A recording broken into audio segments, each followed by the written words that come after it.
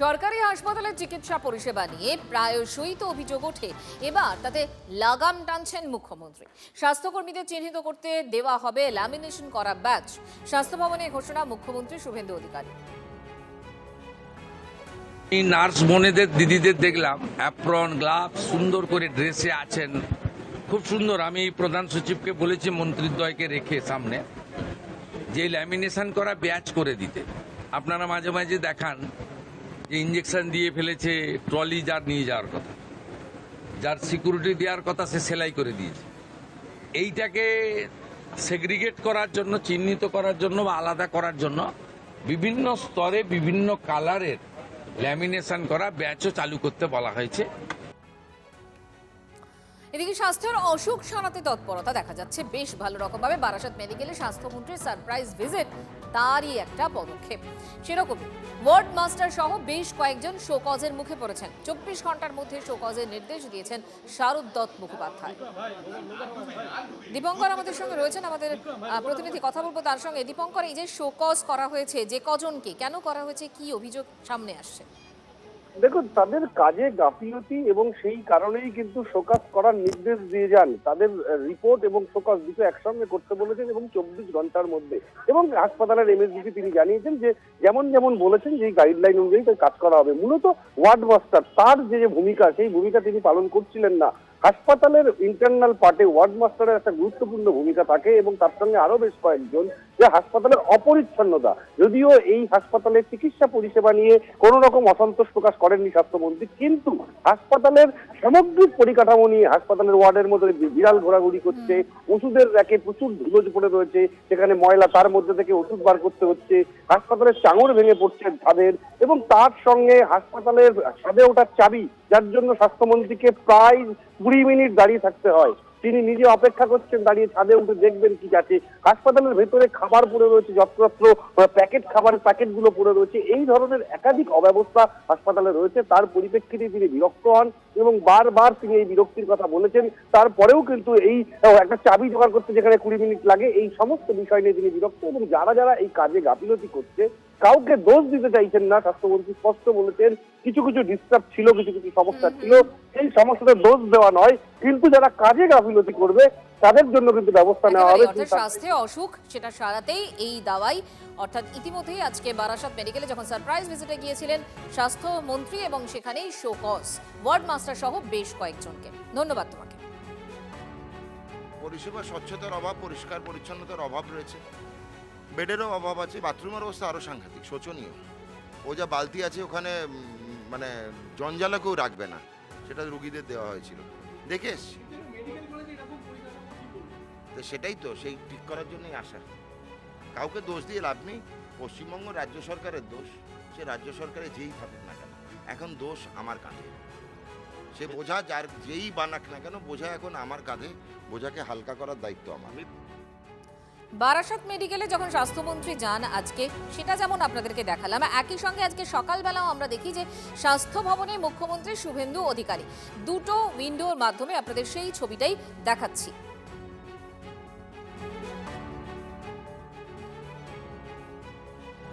সকালে স্বাস্থ্য ভবনে মুখ্যমন্ত্রী এবং একই সঙ্গে বারাসাত মেডিকেলে দুপুরে স্বাস্থ্যমন্ত্রী।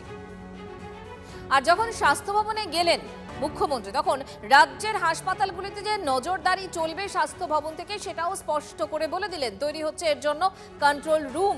সাত সকালে স্বাস্থ্য ভবনে সারপ্রাইজ ভিজিট করে কন্ট্রোল রুমের কাজ সরজমিনে দেখলেন মুখ্যমন্ত্রী শুভেন্দু অধিকারী। মহকুমা হাসপাতালেও নজরদারি শুরু করতে 30শে জুলাইয়ের ডেডলাইনও বেঁধে দিলেন তিনি। শেষ হবে দালাল রাজ, আশ্বাস দিয়েছেন শুভেন্দু অধিকারী।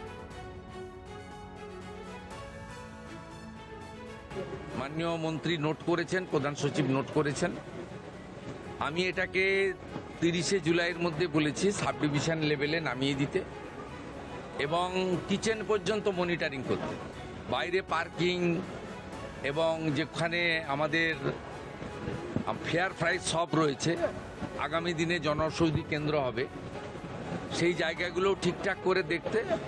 ওয়ার্ডের ভিতরে কিছু রেস্ট্রিকশন রয়েছে হেলথ গাইডলাইনে, রুগীদের দেখানো যায় না, কিন্তু মেঝেটে যে পরিষ্কার আছে কিনা দেখানো, বা আমাদের এমার্জেন্সিতে কোনো রুগী পড়ে আছে কিনা, একটা হসপিটালের যে পরিবেশ এবং যে পরিষেবা এই দুটো ঠিকঠাক করার জন্যই একটা মনিটরিং দরকার আছে।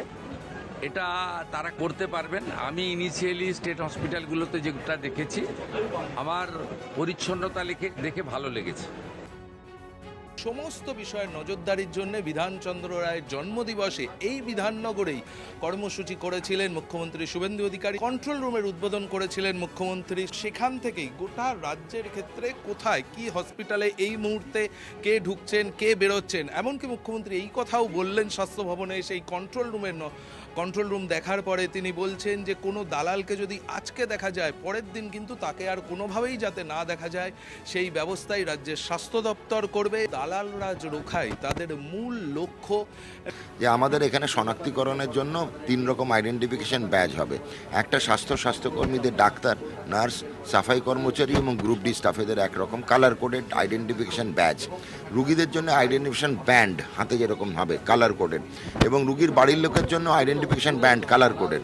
একটা হাসপাতালে রুগীর বাড়ির লোক, স্বাস্থ্য পরিষেবা ডাক্তার, নার্স, সাফাই কর্মচারী, গ্রুপ ডি, এছাড়া যারা আছে তারাই দালাল। তারা দালাল ছাড়া কিছু নয়। নজরদারি এখান থেকে হবে। নির্দিষ্ট কোনো সময় মাস্টার আমাদের স্কুলের হেডমাস্টার মশাই বলে দিয়ে গেছেন 30 তারিখ। তো হেডমাস্টার মশাই কথা শুনে মাননীয় মুখ্যমন্ত্রী শুভেন্দু অধিকারী মহাশয় খুব কড়া হেডমাস্টার, জানপ্রাণ দিয়ে দেওয়া হবে। 30 তারিখের মধ্যে করে ফেলার চেষ্টা হবে। 30শে জুলাই ওনার শেষ সময়। 30শে জুলাইয়ের মধ্যে সম্পূর্ণ করে দেওয়া হবে। তার কারণ মুখ্যমন্ত্রী কড়া হেডমাস্টার, তিনি যে নির্দেশ দিয়ে গিয়েছেন সেই নির্দেশই অক্ষরে অক্ষরে পালন করা হবে। তার জন্য যা করতে হয় তাই করা হবে, তেমনটাই বলছেন রাজ্যের স্বাস্থ্যমন্ত্রী শারদ মুখোপাধ্যায়। ক্যামেরায় কুণাল গাঙ্গুলির সঙ্গে প্রদীপ্তকান্তি ঘোষ, TV9 বাংলা, সল্টলেক। প্রত্যেকটা মেডিকেল কলেজের প্রত্যেকটা ওয়ার্ডের সিসিটিভি মনিটর হবে। প্রথমে সরকারি হয়েছে, এখন এরপরে রুরাল হসপিটাল, মহকুমা, জেলা, প্রত্যেকটা হাসপাতালের প্রত্যেকটা ওয়ার্ড আমরা সিসিটিভি কন্ট্রোলে আনছি। এর সঙ্গে বেসরকারি হাসপাতালও ঢুকছে। ছোটোখাটো কাজ নয়, বড় কাজ। 15 দিনের মধ্যে চালু করা হয়েছে, দেখে নেবেন। আজকে যারা গেছেন তারা দেখে নিতে পারেন। দেওয়াল থেকে দেওয়াল, স্বাস্থ্য ভবন থেকে মনিটর। ওখান থেকেই আমি আজকে আইডি হাসপাতালে জঞ্জাল দেখতে পেয়েছি, কুকুর বেড়াল ঘুরে বেড়াচ্ছে দেখতে পেয়েছি। বারাসাত হসপিটালে ফিট পাচ্ছি আমরা। ভাববেন না আমরা পাচ্ছি না, আমরা যেখানে না সেটা দেখার জন্য না। এগুলো আমাদের আচমকা ভিজিট অনেক প্ল্যান করা আছে, আবার কালকে পাবেন না। এখন সব হাসপাতাল ভাববে আজ আসবে না, আমাদের কোনো প্ল্যান ভিজিট থাকবে না, সবই হচ্ছে আচমকা ভিজিট। তার কারণ হচ্ছে রিয়েল পিকচার পাওয়া যায় না। আমি যদি বলে আসি সব ঝা চকচকে থাকবে।